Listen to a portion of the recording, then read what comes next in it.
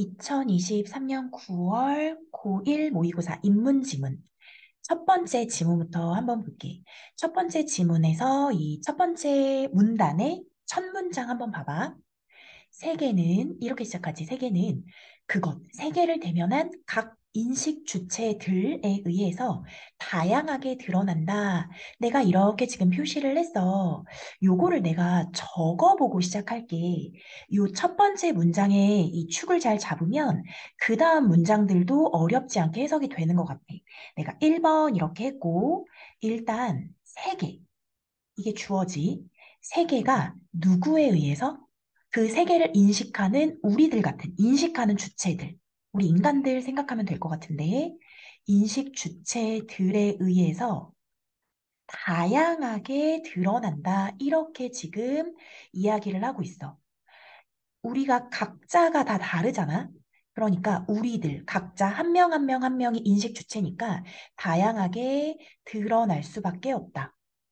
우리 각자가 인식하는 세계가 다르다. 이런 의미야.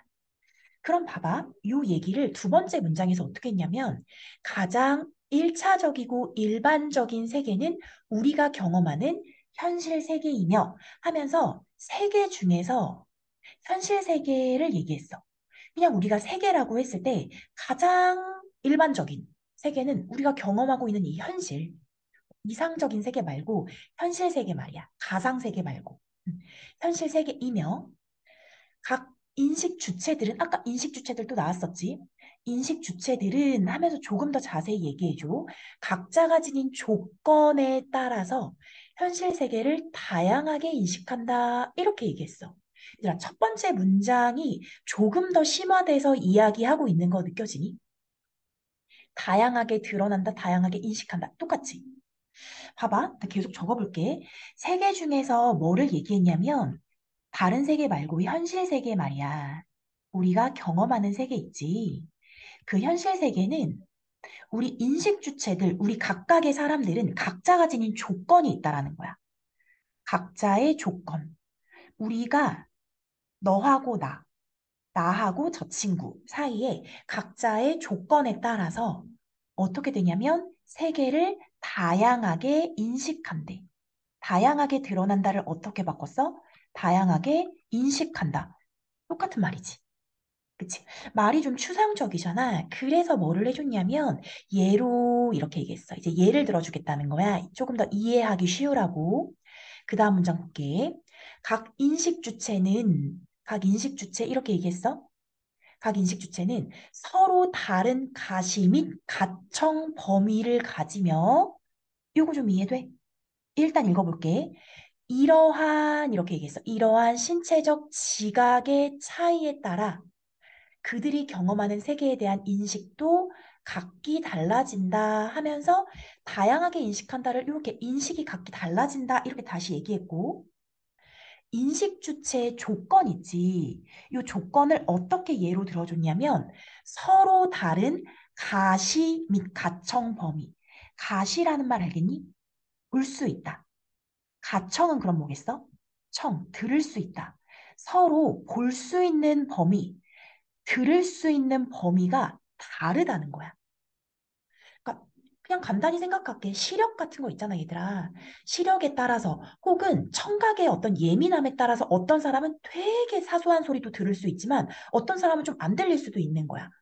이런 식으로 서로 가시범위, 가청범위가 다르다는 거야. 그게 각자의 조건이야. 이걸 뭐라고 다시 얘기해 줬냐면 신체적 지각의 차이 이렇게 다시 얘기를 해준 거야. 신체적 지각 차이. 똑같은 말이지. 그거에 따라서 어떻게 해준다고? 다양하게 인식한다를 어떻게 바꿔줬어? 인식이 달라진다. 이렇게 얘기했어. 그럼 지금 세 문장을 주었지만 결국에 똑같은 얘기를 바꿔서 해주고 있는 거야. 이해되니? 너희가 요거 읽을 때 이렇게 표시를 좀 해주면 될 것 같아.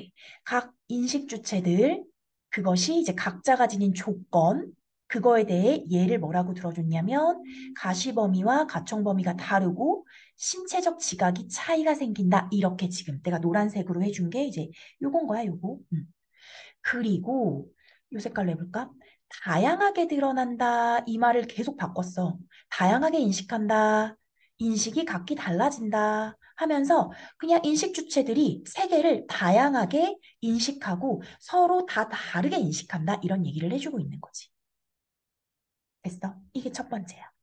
하면서 또한 하니까 다른 얘기 해주겠다는 거야. 그래서 나는 이렇게 하고 싶어. 여기를 이제 1문단의 첫 번째 세 문장, 또한부터 두 번째 이야기. 이렇게 바뀐다고 생각을 좀 해주고 싶거든. 두 번째 문장은 아니지. 두 번째 볼게. 또한 인식 주체는 하면서 이제 인식 주체라고 다시 들어갔어. 일상 언어를 바탕으로 일상 언어를 바탕으로 현실 세계를 인식한다. 이렇게 얘기했어. 적어볼까?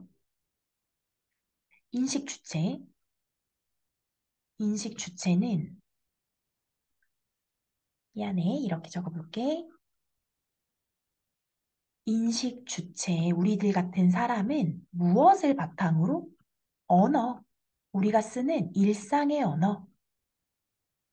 일상의 언어를 바탕으로 어떻게 현실 세계를 인식한다.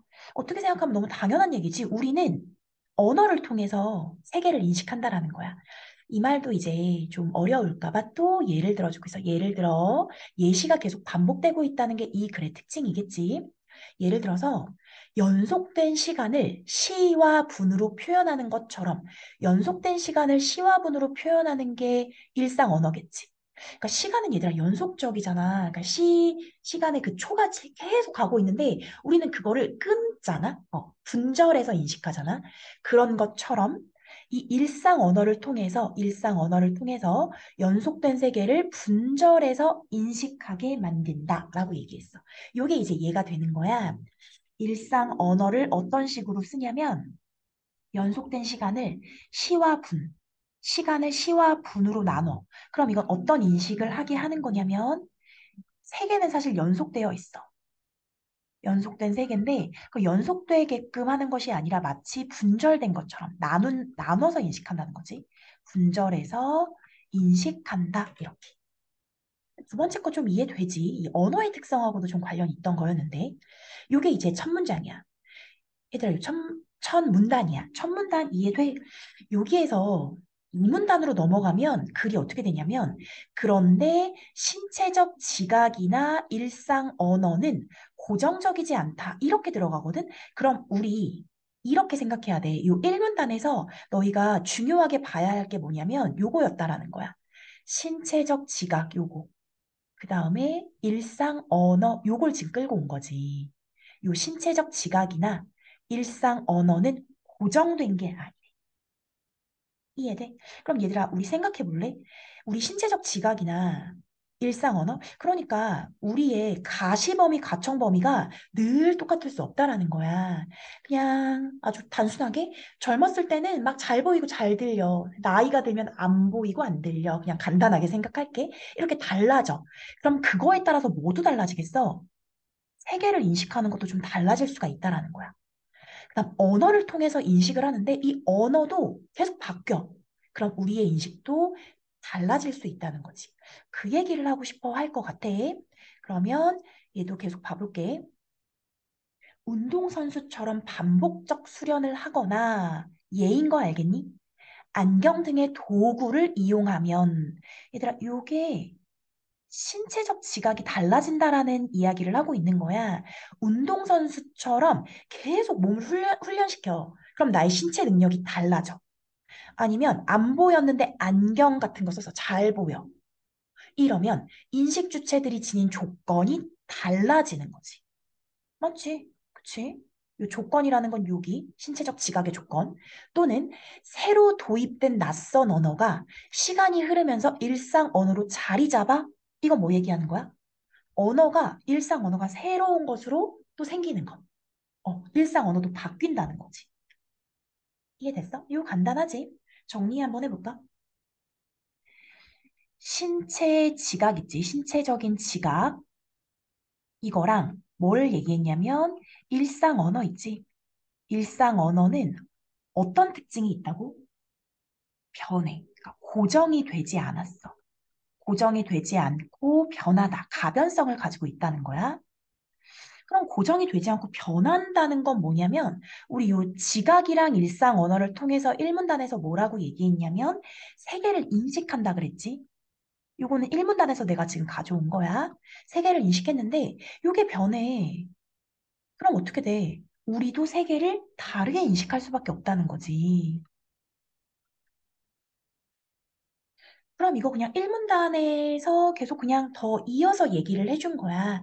그러면서 요 말이 이제 어려울까 봐 예를 들어준 게 운동선수가 이제 신체를 단련하는 거, 신체적 조건이 더 좋아진다거나 아니면 안경 같은 도구를 사용해서 어떤 신체적 조건이 또 좋아진 거지. 잘 보인다는 것. 혹은 언어가 새로운 언어, 어떤 낯선 언어가 일상 언어로 정착하거나 이런 것들. 이런 것들이 다 바뀌게 되면서 우리는 세계를 다르게 인식할 수 있다. 여기까지 됐어? 3문단 가볼게. 3문단. 인식 주체들에 의해 드러나는 각각의 세계는 앞에 1, 2문단을 지금 가지고 오는 거지. 인식 주체들에 의해서 세계가 인식되잖아? 각각의 세계가 드러난다. 다양하게 인식되는 세계는 세계 전체를 이루는 여러 얼굴이라고 할 수 있다. 세계를 이루는 여러 얼굴. 얼굴이 하나가 아니야. 나, 너, 그 이렇게 여러 사람이 있을 때 그들에게 있어서 각각의 세계가 다 다를 수 있어. 나에게 있어서의 이 세상, 너에게 있어서의 이 세상, 또 어떤 사람에게 있어서 이 세상은 이 세계를 이루는 여러 얼굴이라는 거야. 세계는 하나의 얼굴만 가지고 있지는 않다. 왜냐면 우린 다 다르니까. 또 얘기한다. 인식 주체들의 인식 조건이 다양함으로, 이거 방금 설명한 거지? 인식 조건이 다양해. 어떻게 인식 조건이 다양하다고 얘기했지? 신체적 조건, 그지? 아니면 이제 언어가 달라지는 뭐 이런 것들 있잖아. 그렇기 때문에 각각의 인식 틀에 따라서 저마다의 얼굴, 즉 각각의 존재면이 드러나게 된다. 저마다의 얼굴? 요게 세계를 이루는 얼굴, 요거 얘기하는 거겠지? 세계를 이루는 저마다의 얼굴이 드러나는데 그걸 세계 각각의 존재면 이렇게 얘기를 하고 있는 거지. 이걸 왜 얘기해 줬냐면 이거 얘기해 주려고. 그런 의미에서 회화 예술은 세계의 다양한 존재면을 드러내는 작업이다 하면서 사실은 회화 예술에 대해서 이제 이야기를 해주려고 한 거야. 이 회화 예술을 이런 어떤 세계의 다양한 존재를 드러내는 것과 관련해서 지금 이야기를 해주려고 한 거지. 이해되니? 정리해볼게. 정리하면서는 다시 이 지문이 이해됐는지를 생각을 하면 되거든. 인식 주체들, 인식 주체들이 어떻게 한다 그랬지? 각자의 어떤 조건에 따라서 다양하게 세계를 인식해. 다양한 세계 인식. 세계가 다양하게 드러난다. 이거랑 똑같은 말이라고 했지. 이렇게 다양하게 세계를 인식하는 걸 뭐라고 했냐면 세계를 이루는 얼굴이라고 비유해 준 거야. 이걸 뭐라고 했냐면 세계 이루는 여러 얼굴, 여러 얼굴. 얼굴이 하나가 아니야. 세계는 다양하게 드러나. 그런데 인식 주체들의 인식 조건이 다양하지. 당연하지. 방금 설명한 게 이거잖아. 조건이 여러 가지야. 다양해. 조건이 많아. 다양해. 그렇기 때문에 각각의 인식 틀에 따라서 이 인식 주체들의 조건이 다양하다라는 것을 각각의 인식 틀이라고 지금 설명을 해준 거야. 나의 인식 틀과 너의 인식 틀은 다르다. 앞에 나온 거로 설명을 하면 우리는 각자 이제 볼 수 있는 범위나 들을 수 있는 범위가 다르잖아. 내가 잘 보이는 사람들, 시력이 되게 좋은 사람의 인식들과 나이가 들어가지고 막 앞이 잘 안 보이는 사람의 인식들은 다르다. 이렇게 그냥 생각을 하면 돼. 알겠지? 그 인식들에 따라서 저마다의 얼굴, 인식틀에 따라서 저마다의 얼굴, 즉 다양한 세계 인식인 거야. 이걸 다시 뭐라고 했냐면 세계의 각각의 존재면이 드러난다. 이렇게 이야기를 한 거지. 이 각각의 존재면은 요거랑 똑같은 거지. 세계를 이루는 여러 얼굴이다. 이렇게. 그래서 요게 각각의 존재면. 됐지?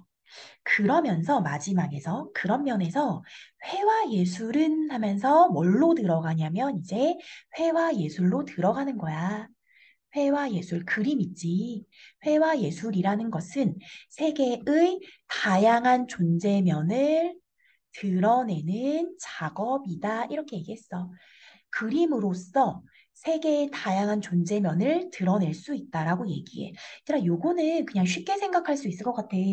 나도 그림을 잘 모르지만 너희가 이제 그 화가들의 그림을 보면 그 화가가 세계를 어떻게 인식했는지를 알 수 있다라는 거야. 예를 들어서 뭐가 있을까? 너희 누구라니? 고흐 알지? 고흐의 그림을 보면 고흐의 어떤 그림을 보잖아? 그럼 고흐가 이 세계를 어떻게 인식했는지 알 수 있는 거지. 예를 들어서 고흐는 뭐 약간 아름다운 그림도 많이 그렸지만 자신의 어떤 불안한 내면? 이런 것들을 좀 그림으로 많이 표현했다고도 하잖아. 그럼 고흐가 바라봤을 때 그 시기에 자기가 보는 세계는 어떤 좀 우울하고 불안하고 이런 걸 수가 있는 거야. 그치? 그 다음에 뭐 아름다운 그림을 그렸던 사람이 있을까? 나 잘 몰라가지고 예를 들어 모네라는 사람이 있어. 모네라는 이제 화가가 있는데 모네가 바라본 세계. 아니면 그 그림 아니? 뭉크의 절규. 좀 유명하지, 뭉크. 뭉크라는 사람이 그 절규라는 그 유명한 그림 있잖아. 이렇게 얼굴 부여잡고 있는. 완전 그거는 이 사람이 세계를 어떻게 바라보고 있는지 불안하게 바라보고 있다. 이런 걸 좀 느낄 수 있는 거지. 이런 것이 세계의 다양한 존재면을 드러낸다라는 거야. 이렇게 생각하면 될 것 같아. 4문단 갈게. 그럼 이제 회화로 넘어갔어. 의식 수준이 성장함에 따라 인간은 점차 현실 세계의 현상 너머에 있는 형이상학적인 것을 갈망하게 되었다. 갑자기 이야기가 조금 넘어가는 것 같은데, 봐봐. 사람들의 의식이 성장함에 따라서 인간은 어떤 변화를 겪었냐면, 현실, 현실, 현실 세계의 너머에 있는 형이상학적인 것을 갈망하게 되었대. 표시를 어떻게 해줄까? 요거를 내가 다른 뜻 없이 그냥 대조하기 위해서 현실을 세모해주고 형이상학적인 것, 현실 너머라고 했으니까 이렇게 그냥 동그라미 해줄게. 얘들아, 이 현실이랑 현상 너머라는 것이 형이상학이라고 했으니까 이렇게 약간 대조점에 있다고 생각해도 될 것 같아. 현실 세계의 현상 너머에 있는 거니.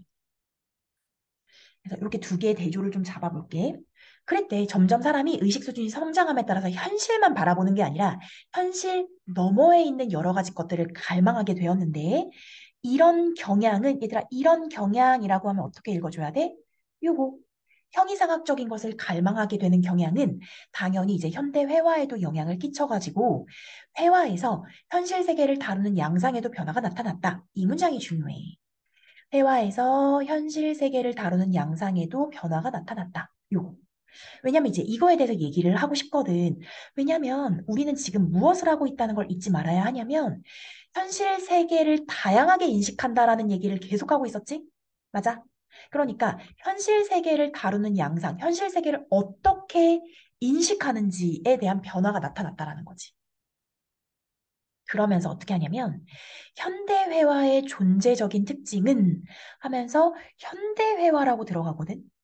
과학과의 비교를 통해 분명해진다. 현대회화랑 뭐를 비교해 주겠대? 과학을 비교해 주겠대. 과학. 비교해야지 뭐, 그지? 과학은 존재면이 비교적 일의적이며 한 존재면을 수직으로 파고들어 그 면을 심층적으로 드러낸다. 색깔을 좀 다르게 가볼게. 과학은 과학은 어떤 애냐면 존재면이라는 말이 나오네. 존재면. 드러나는 것이 비교적 일의적, 비교적이라고 해서 비교적 의미가 하나이며 한 존재면을 수직으로 파고들어서 수직으로 쭉 파고들어. 하나를 깊이 파고드니까 심층적이 될 수밖에 없는 거야. 내가 지금 네모친 게 과학의 특징이야. 말이 어렵잖아. 당연히 또 예를 들어주고 있어. 예시 또 나와나 이렇게 예시가 또 나온다. 봐봐. 예를 들어서 생물학은 종, 개체, 기관, 세포, 유전자 등 무수한 존재면을 드러내나 이 면들은 넓게 보면 같은 면의 객관적 심층이다. 지금 뭐라고 했냐면 이렇게 지금 생물학의 종, 개체, 기관, 세포, 유전자는 다양하게 보이지만 알고 보면 결국에 생명, 이런 같은 면의 객관적인 심층적인 것이라는 거야. 좀 깊이 들어갔다라는 거지. 그렇지? 하나하나 깊이 파고 들어가면 이렇게 된다라는 거야. 그러나 현대회화는 이렇게 나오네. 내가 현대회화는 요 빨간색으로 해볼게. 현대회화 동그라미를 한번 쳐볼게. 현대회화는 여러 존재면. 아까는 같은 면이라고 했지. 하나, 여러 존재면을 여기부터 지금 차이가 드러나네. 수평적으로 드러낸다. 아까 무슨 말이 있었지? 수직적. 대조되는 문제가 나올 수 있겠다라는 생각이 드니, 이렇게 지금 과학이랑 뭐랑 회화 중에서도 현대회화야. 현대회화의 차이점에 대해서 이야기를 해주고 있으니까, 아, 이거 차이점을 잘 구분하면서 봐야겠구나라고 봐줘야 해. 현대회화는 여러 존재면을 수평적으로 드러낸다 하면서 또 예를 들어 이렇게 나와 있어. 예를 들어 입체주의나 표현주의 회화를 보잖아. 입체주의는 입체파 피카소 같은 사람이라고 생각하면 돼. 표현주의는 잘은 모르는데 화가의 어떤 내면을 드러내는 내면의 어떤 마음을 그림으로 표현한 애들을 표현주의라고 알고 있는데 정확진 않아. 표현주의 현대회화를 보면 하나의 그림 위에 그림이 하나거든. 일상의 현실 세계와 상상에 의한 가능 세계가 혼재했어. 얘들아, 요거 세계가 여러 개인 거야. 그러니까 그림에 현실만 들어가 있는 게 아니라 상상으로 인해야 가능한 세계 있잖아. 그게 같이 들어가 있어. 혼재. 같이 들어가 있다는 거야. 이렇게 예를 들어줬네. 팬이 여기까지. 그 다음 볼게. 현실 세계의 실제를 있는 그대로 재현하고자 했던 전통 회화와 달리 현대 회화는 하면서 이번에 갑자기 뭐가 들어왔어? 전통 회화가 들어왔어. 얘들아, 지금 우리 현대회화 얘기하고 있었어. 그런데 갑자기 여기서 전통회화를 하나 더 들어온 거야.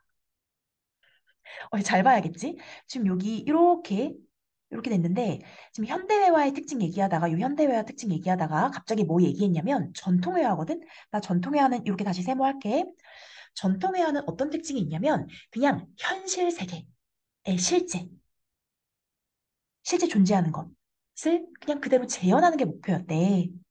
그러니까 뭐, 사과를 보고 사과를 그대로 그려. 아니면 뭐, 노을이 지는 저 자연의 모습을 그대로 그려. 마치 사진처럼 그대로 그려. 이게 전통회화였다고 치면 현대회화는 그게 아니라 달리니까 차이점이야. 변형하고 과장을 해. 그럼 이미 실제가 파괴됐지. 실제와는 다른 방식으로 세계를 조합해 나간 것이다. 이렇게 되는 거지. 이러한 현대회화의 추상성은 하면서 방금 얘기한 걸 변형과 과장을 통해 세계를 조합해 나갔다라는 걸 추상성이라고 정리해 준 거야. 처음에는 혁신적이었어. 당연했겠지. 전통회화와 달라졌으니까. 하지만 점차 보편적인 것이 되었다. 점점점 이런 현대회화의 어떤 특징이 자리 잡았다라고 얘기하는 거지. 얘들아, 그럼 여기선 또 뭐가 있는 거냐면 전통회화랑 현대회화의 차이점도 드러나 있는 거야. 요 문단을 좀 잘 정리하면 될 것 같아. 정리 한번 해보자. 이거를 이렇게 할게. 내가 가장 중요하다고 얘기했던 게 여기거든. 회화에서 현실 세계를 다루는 양상. 나 이거부터 정리를 좀 해보고 싶거든. 회화에서 그림으로 지금 좁혀 들어간 거야. 회화에서 현실 세계를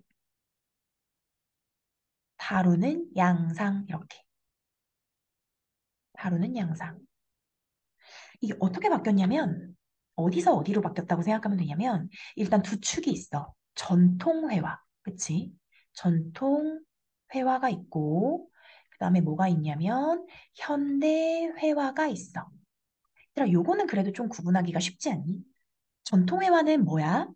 실제를 그대로 재현하는 거. 어렵지 않지? 있는 그대로. 옛날의 그림의 목표는 이거였다라는 거야.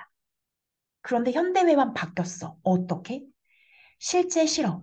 변형하고 싶어. 아니면 과장되게 그리고 싶어. 이거 자체가 실제를 그대로 그린다는 것과 완전 달라진 거지. 그래서 결국 당연히 실제랑 달라지게 되는 거야. 이걸 뭐라고 표현했다고? 이렇게 된 것을 이 글에서 추상성 이렇게 표현하고 있는 거지. 추상성. 추상적이 된 거야.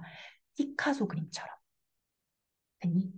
그런데 얘들아, 이게 지금 어떻게까지 생각해주면 되냐면 전통회화에서 현대회화로 이렇게 바뀌었는데 그 이유가 앞에 나와 있다? 여기 있어. 의식 수준이 성장함에 따라 현실 세계의 현상 너머에 있는 형이상학적인 것을 갈망하게 되었고 그게 현대회화에 영향을 끼쳤다. 이렇게 나와 있었어.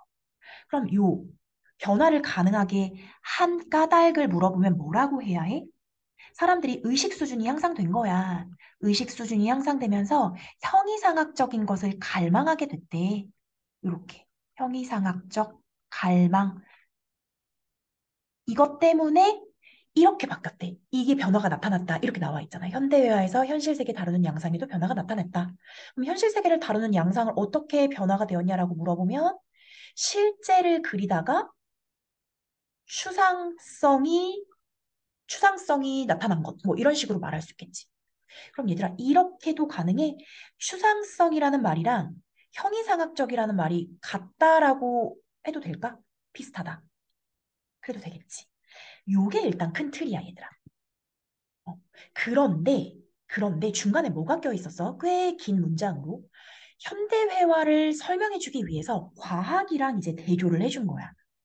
그럼 현대회화랑 과학의 차이점도 당연히 알아야겠지. 밑에다 그럼 한번 써볼게. 과학이랑 현대회화를 한번 대조해 볼래? 이렇게 문제가 나올 수 있겠지. 글씨가 좀 잘 안 써지네. 예쁘게 쓰고 싶은데. 현대회화. 생각 한번 해볼까? 과학은 뭐라고 했냐면 비교적 일의적이다. 일의적 이렇게. 의미가 비교적 하나라는 거야.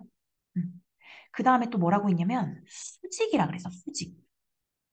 하나를 이렇게 파고든다라는 거지. 수직적으로 쭉 가니까 깊이 팔 수밖에 없어서 좀 심층적이 된다. 그리고 수직 심층적이란 말은 결국에는 같은 면을 수직적으로 깊게 파고든다. 이게 과학이야. 현대회화는 이게 아니라 그랬지. 뭐라고 했냐면 존재면이 여러 개다. 여러 존재면이 있다. 하나가 아니야. 그렇기 때문에 여러 개잖아. 여러 개, 여러 개.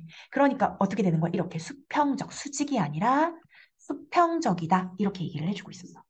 그럼 이 여러 존재면에 대해서 이야기를 해주기 위해서 뭐라고 얘기를 했냐면 이 여러 존재면에 대해서 뭐 입체파랑 아까 표현주의 얘기를 들면서 그냥 하나의 그림에 현실이랑 가능 세계가 혼재해서 들어가 있다. 그러니까 여러 존재면, 현실이라는 존재면, 가능 세계라는 존재면 이렇게 여러 가지로 들어가 있다라고 얘기했어. 이게 혼재되어 있다. 이렇게. 얘들아 이해돼? 어. 이 얘기를 왜 해주고 있는지 알겠어? 이 얘기. 지금 갑자기 왜 현대회화를 얘기해주고 있는가? 그걸 잊지 말아야 되거든. 얘들아 여기야 여기. 회화예술이 다양한 존재면을 드러낸다. 현대회화라는 것이 어떻게 세계를 바라보고 있는지를 보여주고 싶은 것 같다. 그래서 4문단까지 됐지. 그 다음 문단 가볼게. 이제 마지막 문단이야. 그러면서 추상의 강도가 더해질수록 이렇게 시작하고 있어. 추상의 강도? 어떤 게 추상성이 있다 그랬지? 그렇지, 현대회화지. 현대회화의 추상의 강도가 커질수록 현대회화는 실제 재현에서 더욱 멀어져. 그렇겠지. 이거 너무 당연한 말이지. 실제를 재현하는 것에서 더 멀어지겠지. 추상성이 세지니까. 추상에도 동그라미 이렇게 쳐줄게. 실제가 아닌, 실제 존재가 아닌 화가의 내면을 표현하는 것으로 인식되었다. 그러니까 현대회화는 점점점 그냥 내면 표현이 되었다는 거야. 그림을 보면 우리가 어떤 그림이 도대체 무슨 말을 하고자 하는지 모르겠다라는 그림들이 있잖아. 모를 수밖에 없다는 거야. 실제가 아니니까. 화가의 감정, 마음을 그림으로 표현한 거거든. 모르지. 모르는 게 당연하다. 이런 얘기야. 그러면서 뭐라고 하냐면 내면은 상상의 영역이기에 당연하지. 나의 내면은 상상의 영역. 이게 보이는 게 아니잖아. 전통 회화와 달리 이렇게 나와 있네. 전통 회화와 달리 현대 회화로는 현실 세계의 존재면을 드러내기 어렵다는 인식도 생겨났다. 여기 봐봐. 전통 회화와 달리 현대 회화는 현실 세계 존재면을 드러내기가 어렵다라고 했대. 그럼 이 말은 뭐가 들어간 거야? 전통 회화는 현실 세계 존재면을 드러낼 수 있다. 하지만 현대 회화는 어려워. 왜 그런 줄 알겠어? 내면을 표현하니까. 상상을 표현하니까 현실 세계 자체는 드러낼 수가 없다. 라는 인식이 생겨났다. 얘들아, 근데 잘 봐야 돼. 인식이 생겨났다. 그러나 이렇게 시작해. 그러나가 나오면 이거 아니야 라고 얘기해 주는 거겠지. 현대회화의 추상성에 대해서, 현대회화는 추상적인데 이것에 대해서 실제는 배제한 채 내면만 표현한 것이라고 이분법적으로 이해하는 것은 적절하지 않다. 오, 이 말 중요하겠다. 현대회화의 추상성을 너희 잘 이해해야 한다라고 하면서 이것이 마치 지금 실제랑 내면은 우리 지금 이분법으로 내가 지금 계속 이렇게 두 개를 분리해 줬는데 사실은 이거를 이렇게 생각해야 되는데 실제가 없이 내면만 표현한 것이라고 생각하면 안 돼라고 얘기를 했대.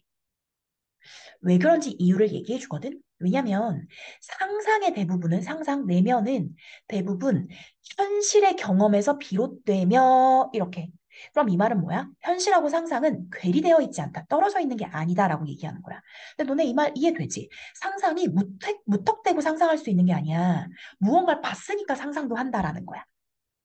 완전 무에서 유를 창조하기는 어렵다라는 얘기를 하는 것 같아. 현실의 경험이 있어야 상상할 수 있다. 그리고 내면의 추상적 영역 또한 객관적 실제의 외면, 이거 다 똑같은 말인 거 알겠어?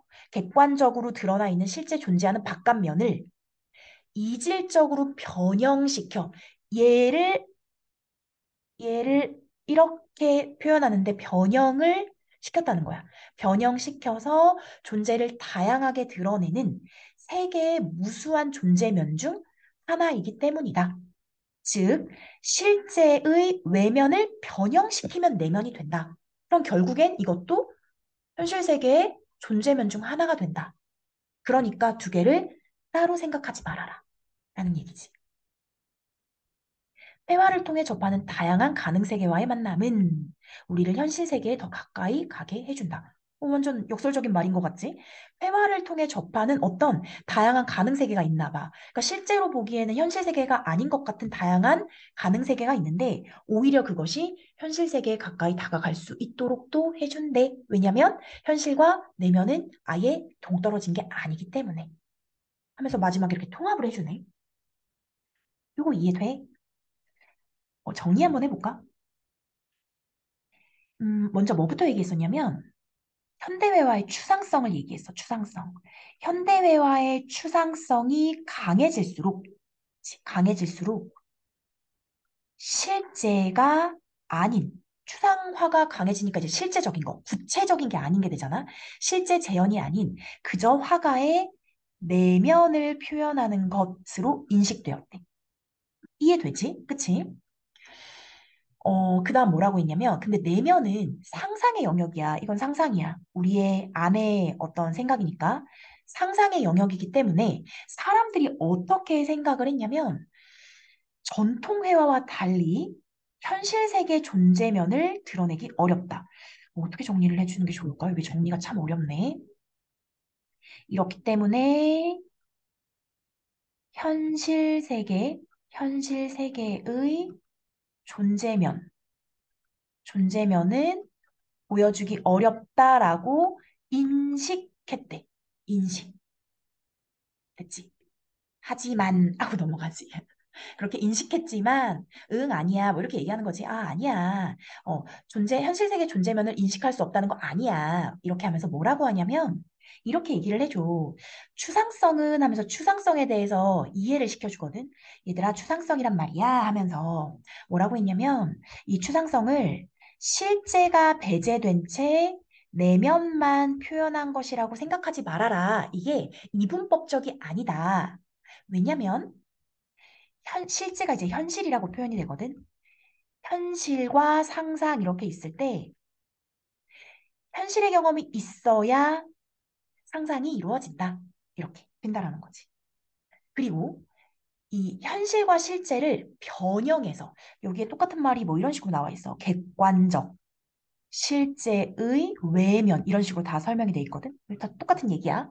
얘를 이질적으로 변형시키면 내면의 추상적인 영역이 되는 거야. 이렇게 얘기했어. 여기를 뭐라고 했냐면 여기 중간에를 비롯되고 실제에서 비롯되어서 상상이 이루어지고 실제 현실을 변형시켜서 상상과 내면이 되는 거야. 해서 이 두 개가 이분법적이 아니라 결국에 같이 아울러지는 거야 라고 얘기를 하면서 정리를 하는 거지. 이해되니? 응. 그다음에 이제 하나 했네. 이제 하나 했고 문제를 풀 수 있는 게 있을까? 가를 바탕으로 오, 그 문제 22번 먼저 풀고 가자. 22번. 22번 한번 볼까? 가를 바탕으로 이렇게 돼 있지. 가를 바탕으로 존재명과 관련해서 추론한 내용으로 적절하지 않은 것은 이렇게 되어 있어. 봐. 하나의 회화 작품을 감상하더라도 각 감상자가 지닌 인식 틀에 따라 서로 다른 존재면을 인식할 수 있게 되겠구나. 완전 맞는 거 아니야? 그치? 인식 틀에 따라서 다 다르게 인식한다 이런 얘기니까. 그치? 맞지? 우리 각각의 사람이 지닌 조건에 따라서 다 다르게 인식한다. 이런 얘기야. 2번. 새로 개발된 기술을 지칭하는 용어가 일상 언어로의 지위를 갖게 되면, 얘들아, 이거 뭐가 생각나야 될까? 요거 1, 2문단 생각나야 돼. 언어. 언어가 일상 언어가 아니었던 것이 일상 언어가 되잖아? 그럼 그 언어로 지각되는 존재면이 달라진다. 맞지? 요 1번하고 2번 선택지는 1문단, 2문단에 있는 이야기를 하고 있어. 3번 볼게. 형이상학적인 것에 대한 갈망으로 인해 기억나니? 회화에 나타난 현실 세계의 존재면이 추상적 방향으로 변하는 경향을 띠게 되었다. 이거 기억나지? 사람들이 이제 인식이 성장해서 형이상학적인 것을 갈망했어. 그러면서 어떻게 됐대?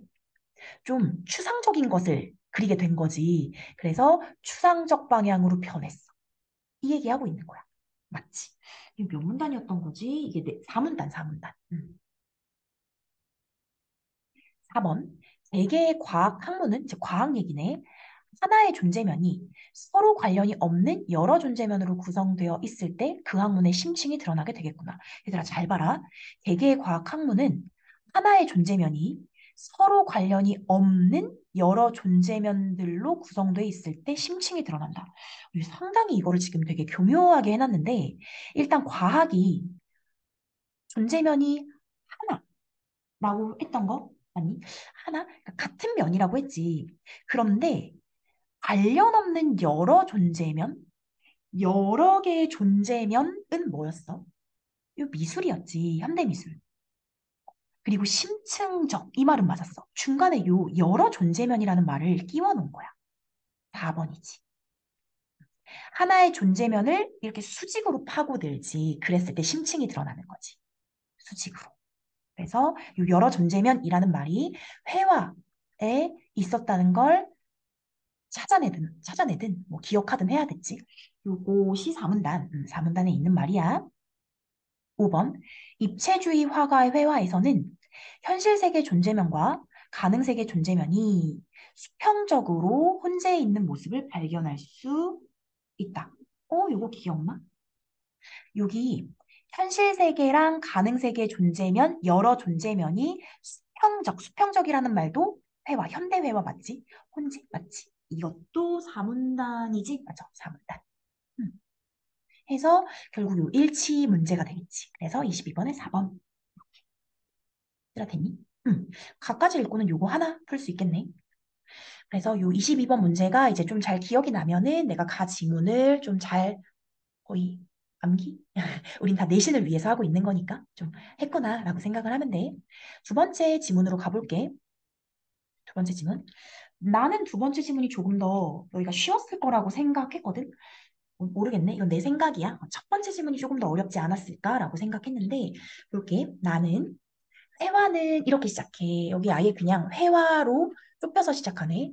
회화는 캔버스 위에 물감으로 색과 형태를 드러낸 가시적 존재지만, 얘들아, 회화는 서술어 가시적 존재다. 가시적 존재라는 말 바로 해석되니? 보인다고. 보는 게 가능하다고. 너희 아까 전도 가시, 가청 이런 말 있었지. 그거 해석이 돼야 돼. 회화는 가시적 존재야. 왜냐면 물감으로 색과 형태를 보여주니까. 너무 당연한 거지? 회화의 의미가 창작자 주관이나 감상자의 주관에 따라 다양하게 형성된다는 점에서 비가시적 존재이기도 하다. 이게 두 번째 서술어네. 회화는 비가시적이래. 보이지 않는데. 이유가 뭐야? 의미 측면으로 가면 비가시적이야. 의미가 어떤데? 창작자, 화가의 주관, 생각이나 감상자? 얘들아, 요거 감상자도 있어. 창작자의 생각이나 감상자의 생각에 따라 다양하게 형성된다는 점에서 비가시적. 우리가 그림을 딱 봤을 때 우리 감상자로 생각해 볼까? 우리가 감상자니까. 우리의 생각에 따라서, 내 생각에 따라서 이 그림의 의미가 달라져. 근데 그 각각의 의미는 그림 안에 딱 보이는 건 아니잖아? 내가 이렇게 끌어내는 거잖아? 그러니까 비가시적이라는 거야. 이해되니? 이렇듯 회화는 가시적이면서 동시에 비가시적인 독특한 존재 방식을 갖는다. 요 마지막 문장이 하고 싶은 얘기였네, 그지? 요거. 요렇게 시작을 하네. 회화는 어떻다고? 가시적이야. 하지만 비가시적이야. 두 가지 특성을 모두 가지고 있어. 무엇이? 회화가. 요게 중요하겠다. 됐어? 한번 해보자. 정리해보면 회화는 독특해. 왜 독특하냐면 두 가지가 같이 있어. 뭐가? 가시적이라는 특성. 그 다음에 비가시적이라는 특성. 두 가지가 같이 있는데 어떤 면을 가시적이라고 우리는 볼 수 있을까? 물감 썼잖아. 선생님 색연필 썼는데요. 그런 거 다 똑같은 거야, 얘들아. 물감으로 색이나 형태를 드러낸다. 그러니까 이게 보인다는 거야. 시각적인 뭐 이런 예술이다 이런 거겠지. 비가시적은 이제 의미 측면이야. 의미 측면. 의미 측면으로 무엇을 얘기하는 거냐면 주관이라는 말을 썼어. 주관. 감상자나 창작자의 주관에 따라서 다양히 하나가 아니야. 그런 면에선 비가시적이다. 이렇게 시작했어. 됐어? 괜찮지? 두 번째 문단 볼게. 전통회화는 얘들아 전통회화? 이렇게 두 지문이 나왔을 때 뭔가 이렇게 두 번째 그래서 전통회화 이렇게 나왔으면 가에도 전통회화가 있었지 하고 묶어야지 뭐 그지? 이제 전통회화 이렇게 갈게.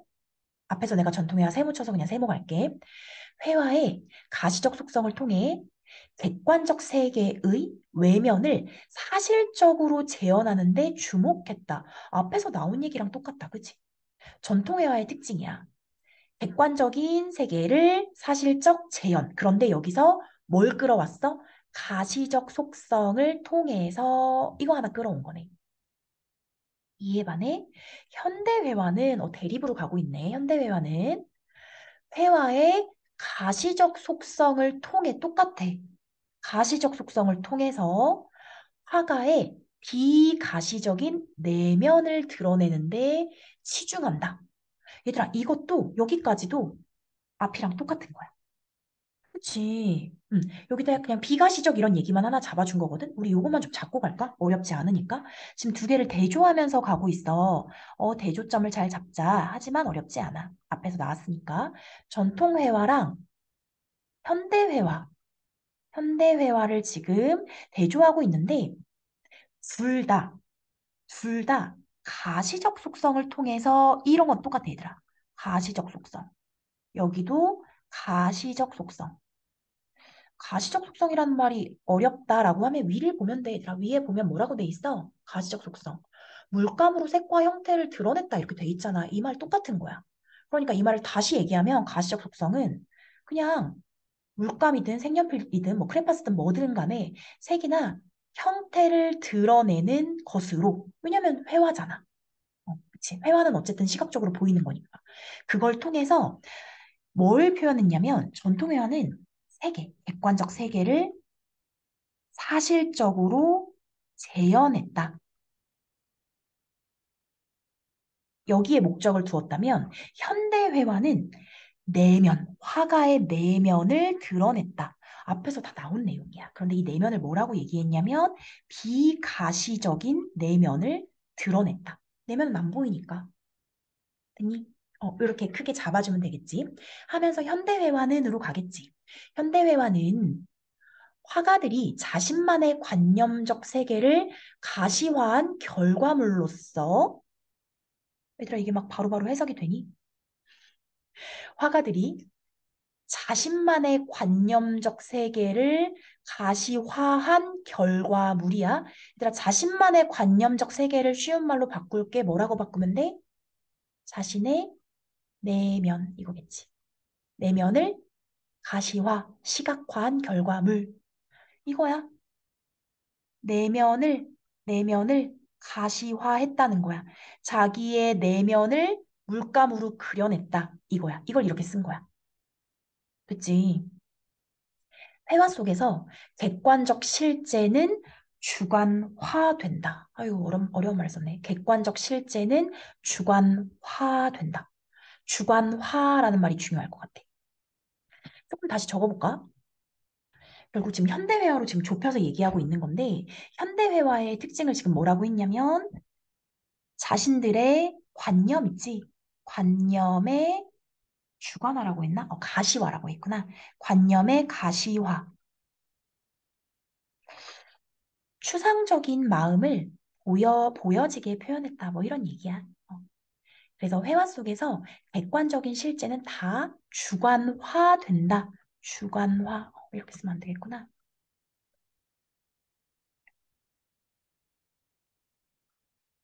객관적 실제가 주관화된다라는 얘기는 뭘까? 예를 들어서 이런 거 아닐까? 그 똑같은 사물을 바라봐. 객관적 실제. 예를 들어서 A라는 사람이랑 B라는 사람이 똑같은 풍경을 바라봐. 똑같은 풍경. 뭐 이렇게 해가 뜨는 아유 난 똥손이어가지고 예를 들어서 뭐 해가 뜨는 풍경을 바라본다고 해봐. 객관적 실제야. 그런데 이 똑같은 객관적 실제를 보고도 A라는 사람이 그리는 그림의 결과물과 B라는 사람이 그리는 결과물은 다를 수 있어. 왜냐면 A는 이 해 뜨는 모습, 일출을 봤을 때 마음이 너무 뭐 긍정적이었다고 생각해봐. 와, 이건 참 희망적이다. 막 이런 식으로 자기가 지금 상태가 좋은 거지. 마음의 상태가 좋아가지고 희망적이다라고 하면서 똑같은 실제인데도 자기는 이 일출을 보고선 희망적인 자신의 내면을 그릴 수가 있어. 하지만 B는 지금 뭔가 상당히 마음이 안 좋아. 상당히 지금 절망 속에 빠져 있어. 그래서 일출을 봤지만 그 일출이 이 사람에겐 절망적으로 보이면 이 사람은 절망적인 자신의 내면을 일출을 보면서 그려낼 수도 있다라는 거야. 이해됐니? 음. 그래서 객관적인 실제가 주관화된다라고 얘기하는 거야. 알겠니? 그래서 객관적인 실제의 객관, 다시 쓸게. 객관적 실제의 주관화, 실제의 주관화 이렇게 된다는 거지. 이해가 되니? 계속 볼까? 현대회화 화가들은 현실에서 목격하는 일상의 모습? 이게 뭐야? 객관적 실제야. 비대칭적이고 혼란스럽더라도 이게 객관적 실제인 거야. 그래도 임의로 대칭을 만들거나 현실을 조작하는 등의 방법으로 비현실적 허구를 표현하고자 했다. 얘들아 봐봐. 표시를 좀 해주면 좋겠다. 요 객관적 실제가 현실이 실제로는 비대칭적이고 혼란스러운 현실을 봤어. 그럴 수도 있지. 자기가 본 것이 상당히 이상해. 혼란스러운 현실이야. 그런데 이걸 어떻게 그림으로 그릴 수가 있냐면 주관적으로 그릴 수 있거든. 어떤 식으로? 비대칭적을 대칭으로 만들어버려. 변형시키는 거지. 아니면 혼란스럽지 않게 현실을 조작해. 그럼 이건 어떻게 되는 거야? 비현실적 허구가 되는 거지. 그럼 이건 전통회화 방식이랑 엄청 다르지 않아? 전통회화는 현실에서 목격하는 게 비대칭적이고 혼란스럽잖아? 그럼 그대로 사실적 재현을 추구하는 게 전통회화야. 하지만 현대회화는 그러지 않아. 현실이 이상해? 그런데 조작하고 대칭을 막 만들어가지고 비현실적 허구를 만들 수 있는 거야. 이해되지? 그래서 여기는 비현실적 허구를 만들 수 있는 거. 비현실적 허구. 변형시킬 수 있다는 거지. 이 말을 다시 뭐라고 했냐면 이렇게 예술을 통해 현실이 추상화되는 과정. 이걸 이렇게 얘기했네. 똑같은 말로 현실의 추상화 이렇게 표현했네. 똑같은 말이 뭔지 좀 알 수 있겠니? 현실의 추상화.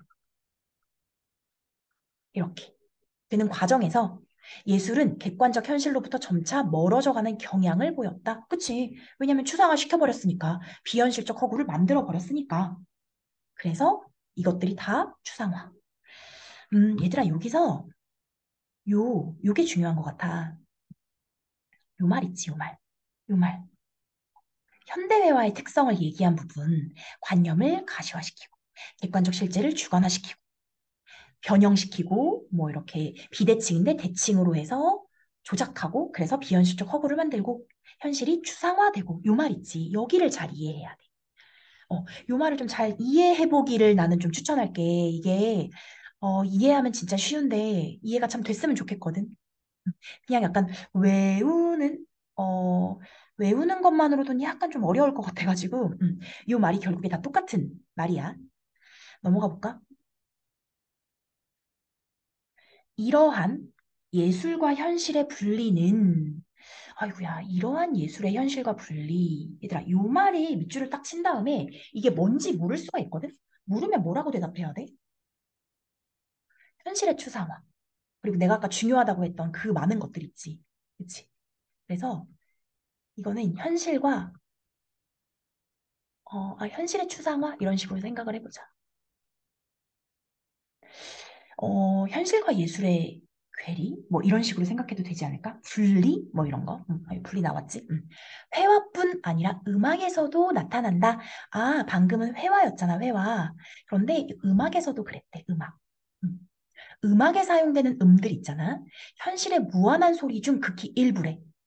그러면 음악이 현실이랑 어떻게 분리가 되냐면 현실은 무한한 소리 너무 많아. 현실 소리 너무 많잖아. 근데 음악에서 사용되는 건 극히 일부야.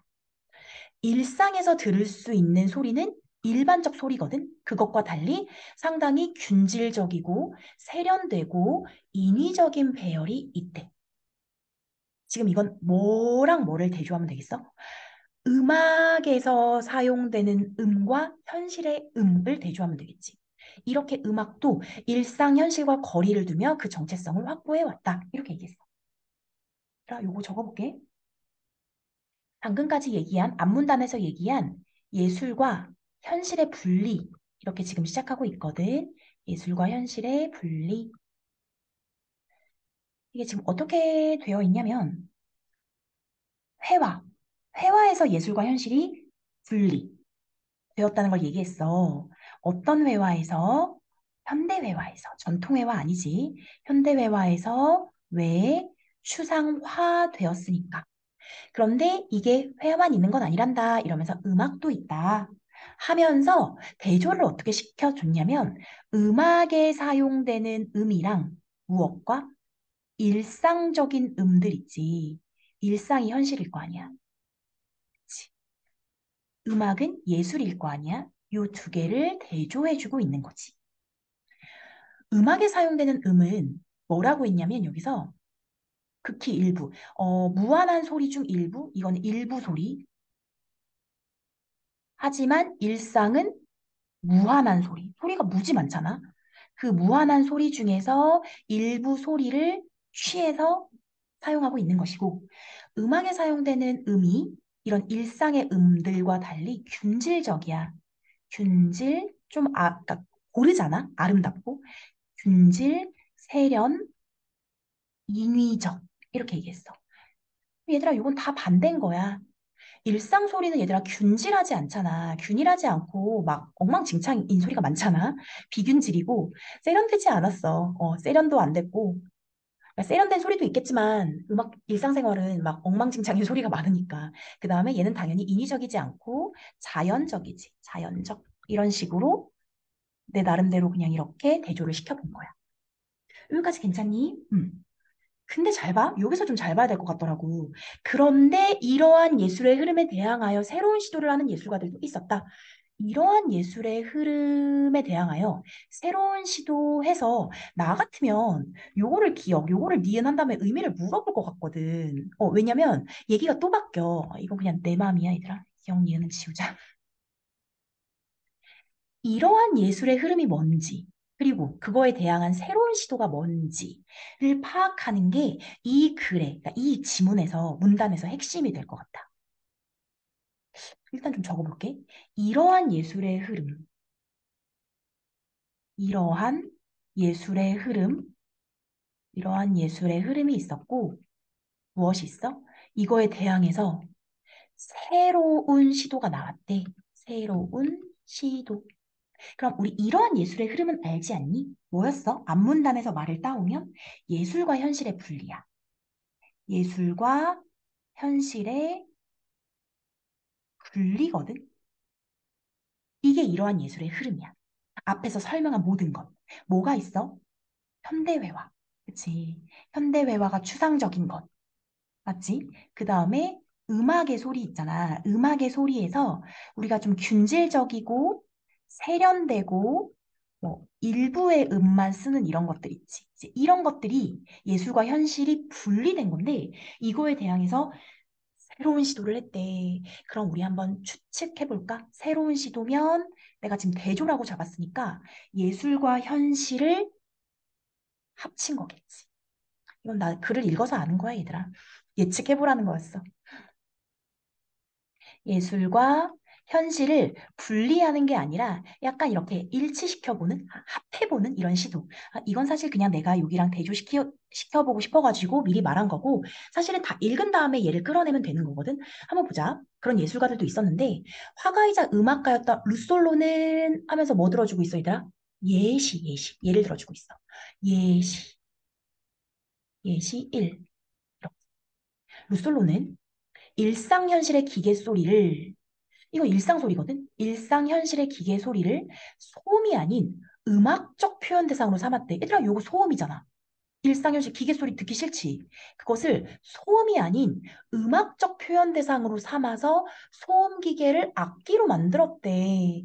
예술을 현실과 접목시킨 거야. 이해되지?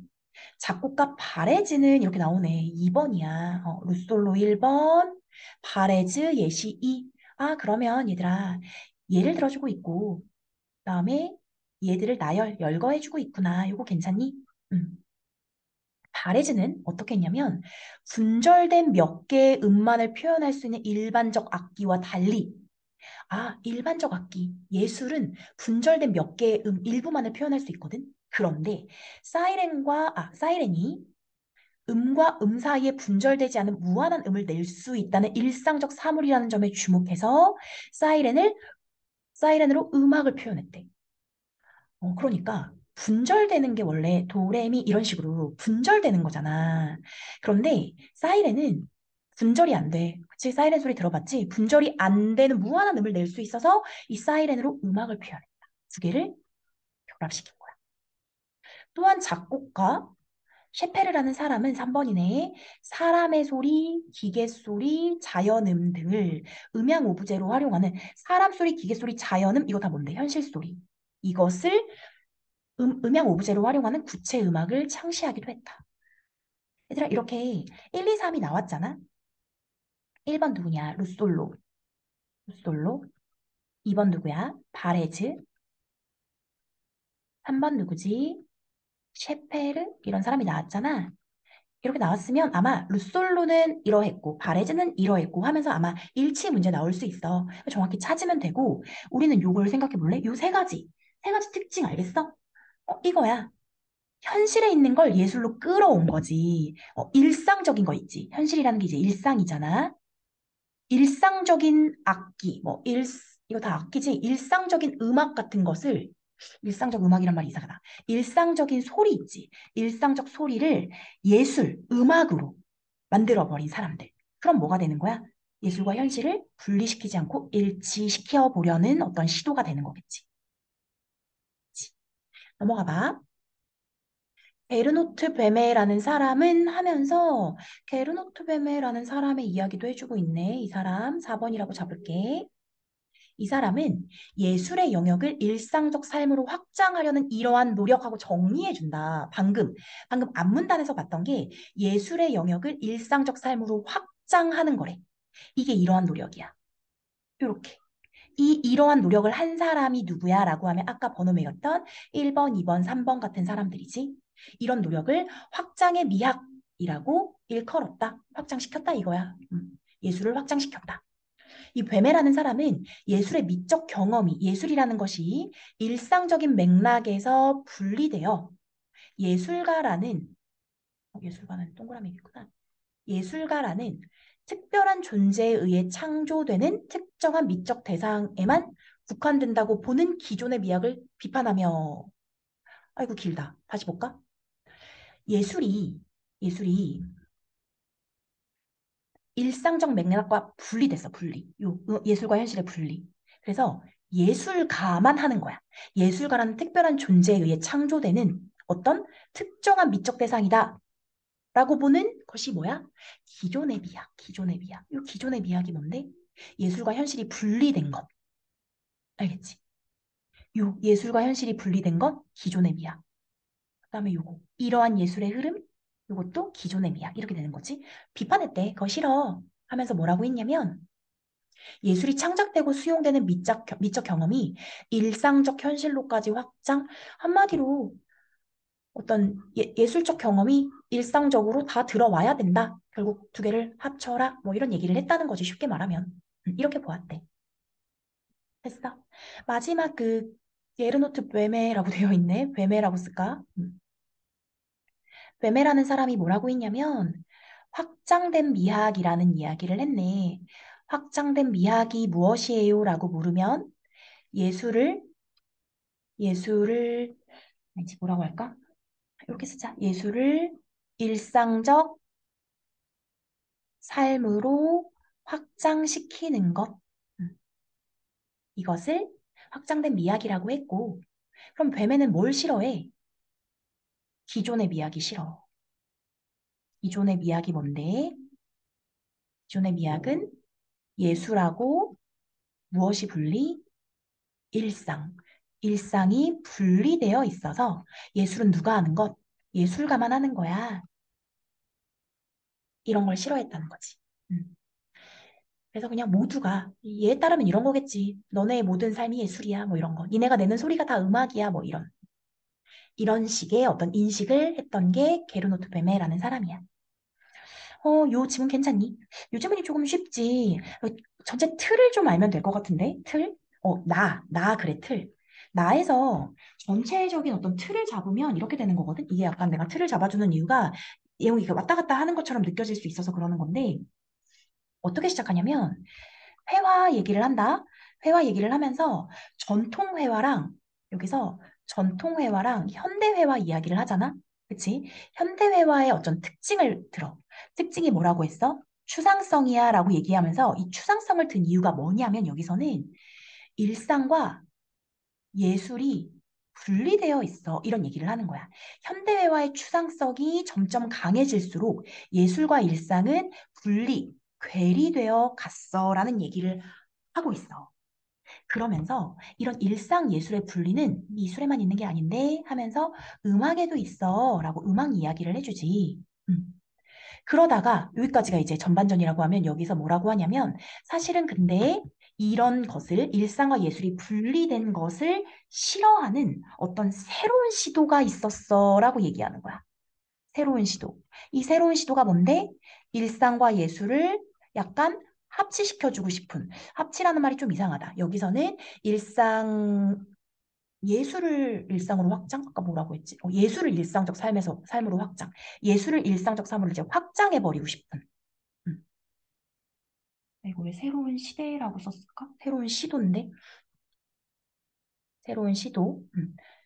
새로운 시도가 있었어. 이렇게 얘기하면서 일상과 예술이 이제 괴리가 되지 않은 것들 하면서 여기서 나름 1, 2, 3, 4 예술가들 예를 들어주고 있으면서 여기서 확장된 미학이야 라고 이야기를 해주고 있어.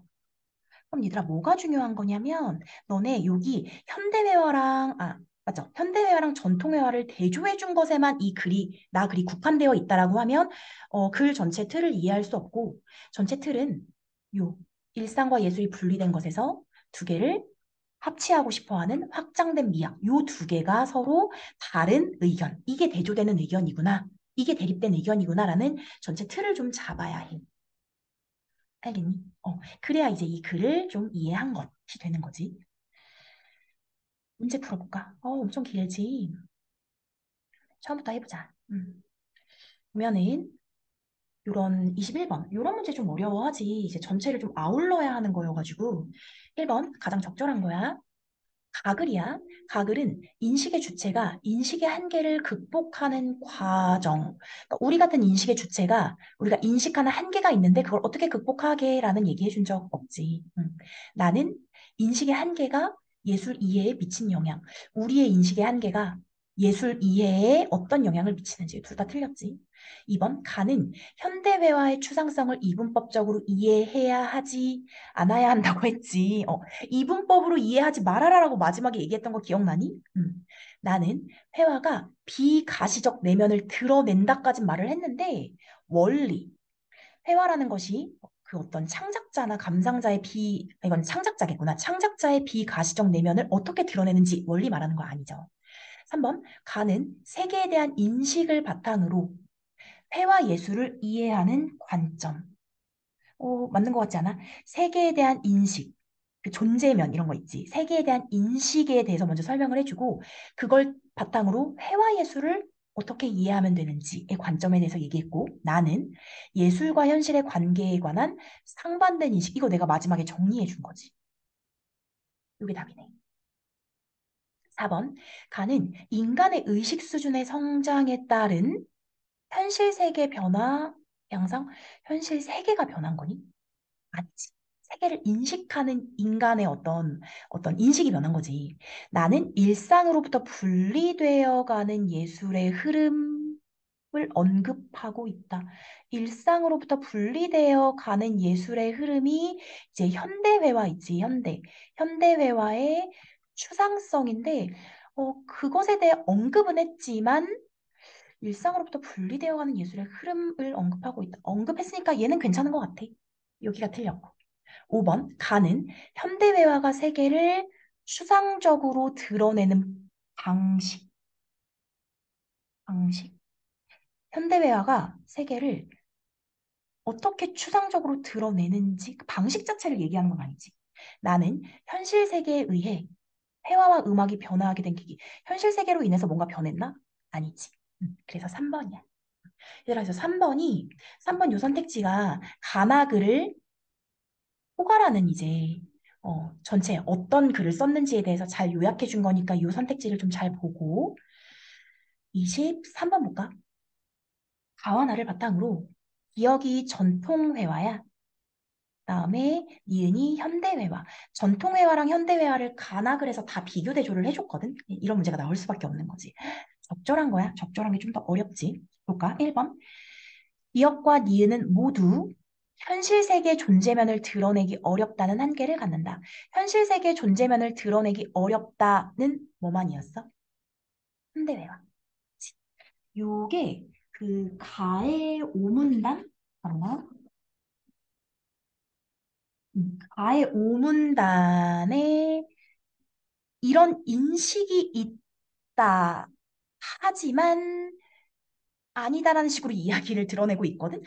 그래서 약간 애매하긴 하지만 어쨌든 얘가 지금 기억은 절대 아니기 때문에 틀리고 현실 세계 존재면을 드러내기 어렵다. 니은도 아니라고 봐야 될 것 같아. 왜냐면 현실 세계 존재면을 드러내기 어렵다는 인식이 생겨났지만 그렇지 않다라고 마지막에 얘기를 했으니까. 그래서 니은까지 아니다. 이렇게 봐주면 될 것 같고. 2번.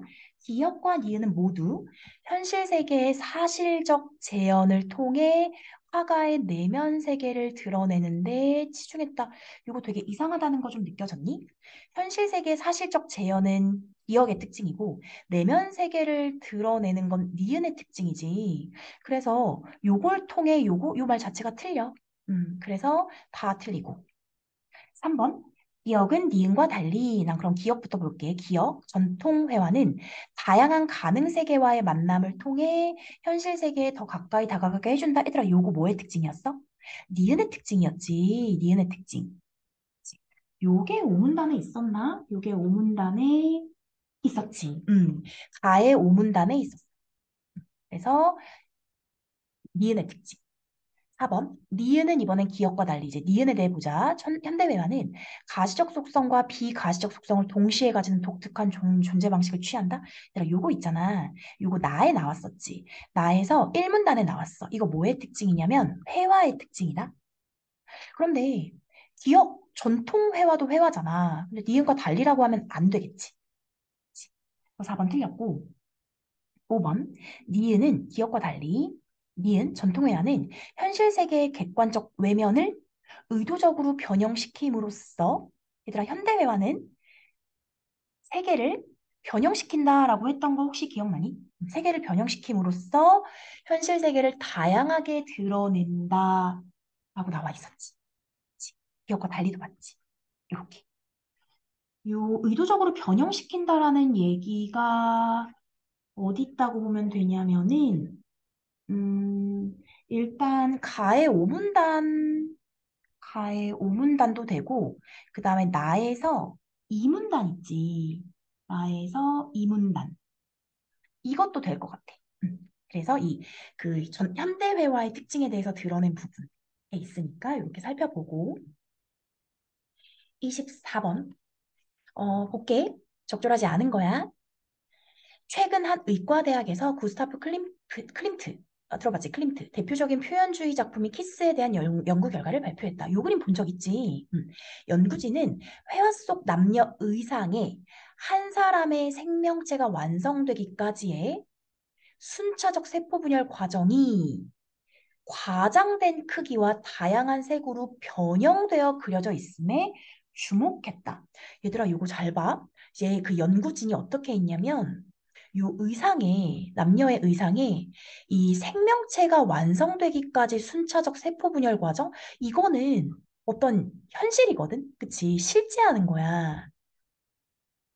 요 어떤 실제 현상을 어떻게 그렸냐면 과장된 크기와 다양한 색으로 변형되어 있대. 그럼 요거는 우리 뭐의 특징이었어?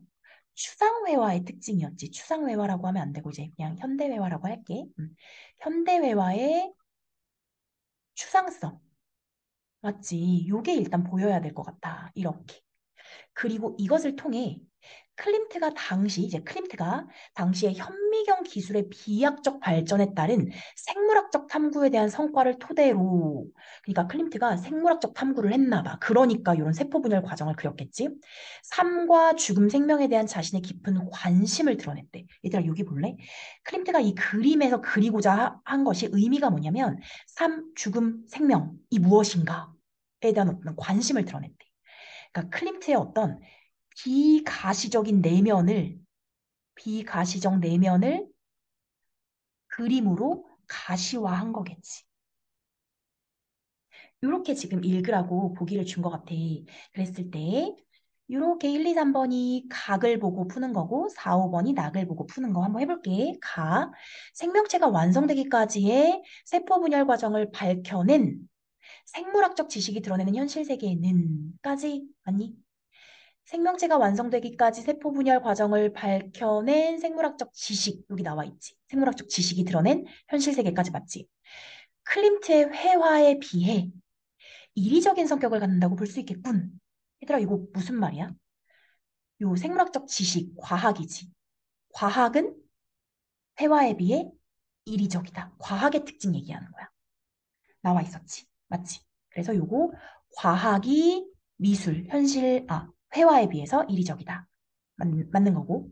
2번, 현미경 기술의 발전으로 세포 분열 과정을 직접 관찰할 수 있게 된 것은 여기 나와 있지. 이제 현미경 기술의 발전에 따라서 생물학적 탐구에 대한 성과를 토대로 클림트가 이렇게 나와 있잖아. 이렇게 된 것은 인식 주체가 지닌 조건이 달라져. 맞니? 조건이 달라졌다. 맞아? 오구.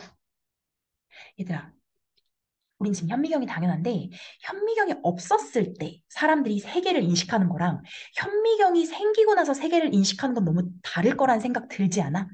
그치? 안 보이던 것이 보이는 거잖아. 그러니까 조건이 달라진 거야. 이 현미경 기술이 도구니까 조건이 달라졌어. 그럼 현실 세계가 새롭게 지각됐다. 이 얘기 가에서 했었잖아. 맞는 거겠지. 3번.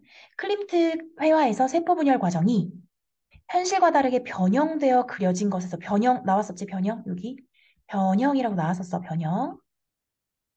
실제와는 다른 방식으로 세계를 조합하는 현대회화의 추상성 맞지? 완전 다 맞네. 4번. 클림트 회화는 색과 형태를 가진다는 점에서 가시적이지만 이것도 맞니? 회화의 가시성, 맞지? 세포 분열 과정이라는 생물학적 탐구를 다루고 있다는 점에서는 비가시적 속성을 가진다고 볼 수 있겠군. 상당히 맞아 보인다고 너희가 체크를 할 수가 있는데 잘 봐. 회화의 가시적과 비가시적 속성이 뭐였는지 기억해봐. 가시적인 건 뭐였냐면 물감을 통해서 색과 형태를 뭐 그려낸다. 이게 가시적이었어. 비가시적은 뭐였냐면은 화가의 내면, 그러니까 주관을 드러낸다. 이게 비가시적이었어. 감상자나 아니면은 창작자의 주관을 드러내는 것, 주관에 따라 뭐 달라지는 것. 이게 비가시적이거든. 그런데 뭐라고 했냐면 세포 분열 과정이라는 생물학적 탐구를 다루고 있어. 그래서 비가시적이야. 라고 말하니까 틀린 거야. 생물학적 탐구를 다루고 있는 건 뭐 맞아. 근데 그걸 토대로 욕을 썼으면 또 달라지지. 삶과 죽음이나 생명에 대한 자신의 깊은 관심을 드러낸다는 점에서 비가시적이다. 그럼 맞는 건데 그걸 빼고 탐구를 다루고 있다라고 하면 틀린 거야. 이거 이해되나? 이거 중요할 것 같은데. 삶과 죽음, 생명에 대한 자신의 깊은 관심을 드러낸 게 비가시적이다. 이렇게 생각해 주면 돼. 5번. 그래서 4번이야, 답이. 5번. 클림트 회화에서 삶과 죽음, 생명에 대한 화가의 관심이 드러난다고 본 연구 결과는 연구 결과 위에 있었지. 회화가 화가의 관념적 세계를 표현한 결과라는 인식이 반영됐다. 요게 방금 얘기한 화가의 관념적 세계를 표현해서 회화가 그려진 것이다. 라고 말했던 거 기억나? 관념의 가시화. 화가의 관념의 가시화. 이게 회화야. 그러니까 생명에 대한 화가의 관심이 클림트의 그림으로 드러났어. 이렇게 말하는 거지. 맞는 거지. 그래서 답이 4번이야. 25번이야. 엄청 길지? 가와 관련하여 얘들아 가가 뭐냐면 가가 예술과 현실의 분리다. 예술과 현실의 분리, 여기 안 나오면 이제 섭섭하지. 나와야겠지. 예술과 현실의 분리와 관련해서 나에 언급된 인물들에 대해 파악한 내용으로 적절하지 않은 것. 보자. 1번. 현대회화 화가들, 얘네는 어떤 입장이었어? 분리시켜라 라는 입장이었지. 일상의 비대칭성과 혼란스러움을 조작해. 일상을 조작하여 그린 예술작품, 맞지? 그래서 현실을 비현실적으로 추상화해. 완전 맞지? 2번. 루솔로 기억나니? 루솔로가 누구였냐면은 여기 있네. 소음기계를 악기로 만든 사람. 일상의 기계 소음에서, 이건 일상이야. 일상의 기계 소음에서 음악에 사용되는 음의 인위적인 배열을 추구함으로써 예술과 현실의 대립을 극복은 맞거든? 잘 볼래? 잘 볼래? 일상의 기계 소음에서 음악의 어떤 인위성을 추구한다라고 돼 있었는데 여기 다시 루솔로로 가볼게. 루솔로가 뭐라고 돼 있었냐면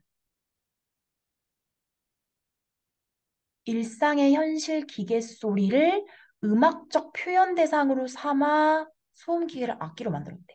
그냥 현실 기계 소리 자체를 악기 이렇게 바라봐 이렇게 본 거야. 근데 여기서 뭐라고 했어? 현실을 인위성을 추구했대. 이런 적 없지. 만약에 이 기계 소음에서 인위적인 배열을 추구한 거잖아? 그럼 이것도 현실을 그냥 현실하고 예술을 분리해가지고 예술화를 시켜버리는 거야. 만약에 이렇게 했다면. 그렇지? 이 현실에 있는 것에 인위적인 걸 굳이 추구했다라고 하면은 현실하고 일상을 하나로 만든 게 아니라 현실을 예술로 만들어버리고 싶어 한 거겠지. 여기가 틀린 거지. 그래서 요 부분이 틀렸다. 그래서 답이 2번이고 나머지 거 다 살펴본다. 바레즈는 일반 악기와 달리 두음 사이 무한한 음을 표현할 수 있는 도구. 이게 뭐였어? 사이렌을 이용해서 일상현실 예술로 표현 맞고 셰페르는 기존 음악의 정체성과 거리가 먼 일상의 소리를 음향 오브제로 활용했어. 맞지? 다 맞지? 일상의 소리는 기존 음악 정체성과 다르니까. 게르노트베메는 미적 대상의 창작과 수용에 따르는 미적 경험이 현실로 확장. 예술이 현실로 확장. 정확히 맞지? 그래서 2번. 다음에 26번. 26번은 얘들아, 요거 답이 4번인데, 요건 너희가 해봤으면 좋겠어. 할 수 있을 것 같다. 그래서 4번 해서 생각보다 시간이 너무 많이 걸렸네. 나 진짜 이거 45분 하려고 했는데 거의 2배 걸린 것 같아. 너무 길었지. 길었는데 요 인문 지문이 좀 어려웠다고 말하는 친구들이 좀 많이 있었던 것 같아서 좀 자세히 했어. 자세히 했고 우리는 이제 거의 내신 대비를 위해서 이렇게 자세히 보는 거니까 지문을 조금 내가 제시한 틀로 좀 개인이 스스로 좀 잘 읽어보면서 정리를 잘 해보도록 하자. 긴 시간 너무 고생 많았어. 수고했어. 여기까지 할게.